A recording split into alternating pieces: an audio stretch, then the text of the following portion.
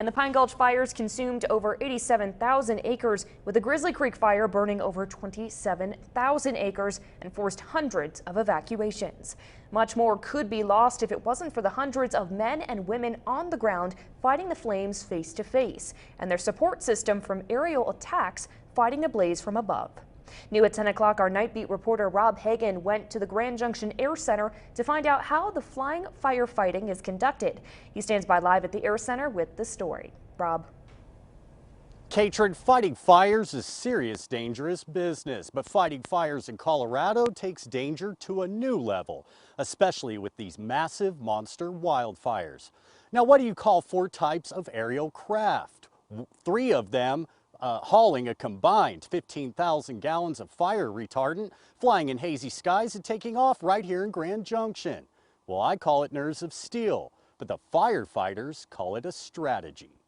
1,600 horses are ready to take the fight to the flames in this single-engine air tanker that holds 750 gallons of fire retardant. And this is just the little one. Behind me is a BAE 146. It holds 3,000 gallons. We have roughly around 7 or 8 of those out flying right now. Before the greatest support system for firefighters can take off to attack the flames from above, the support system for the support system needs to happen. We have people that mix the retardant, people that load the retardant, the marshalers that wave their arms to park and maneuver the aircraft. Ramp manager is one that is coordinating where all the aircraft are going when they're here. We're keeping track of all the retardant pumped. We're keeping track of all the flight times. We're talking to them on the radio. And Jake oversees it all. 4 types of aircraft, 3 of them air tankers, and 1 of them a lead plane that flies into the dangerous haze. But all have the goal to save land, save property, and most importantly, to save lives. We did 40 loads yesterday out of heavy air tankers. This year is way above average, so we're running anywhere from 30 to 50 to 70,000 gallons a day. Here at the Grand Junction Air Center, the fight continues from above. But these planes only act as the support for the true foundation, the people on the ground. The product we're using, Phos-Chek, is a long-term fire retardant. It works if it's wet, it works if it's dry. So they can use it to build line that, once the fire gets to it, it just knocks it down. But we still need guys on the ground to actually get out there and put the fire out.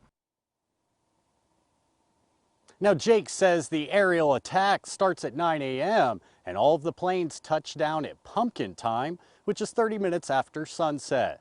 Some of the planes have to be touched down by then, and others have to make their drops by then and still make the flight back. Now, these aerial firefighters flying and attacking all of the flames, they're attacking them throughout the entire state, and they're taking off right here in Grand Junction. And Katrin, they asked who wanted to sit at the window seat for the next attack, and I volunteered myself. No, just kidding. I volunteered you, but they're not doing any group flights because of COVID. Maybe next time. First on the Western Slope and live at the Grand Junction Multi-Air Center, I'm Rob Hagan with KREX 5 News. Katrin? Rob, thank you. Yep, we're definitely going to have to tag along next time. We definitely want to see what these firefighters are doing in person, up close and personal. Rob, thank you so much.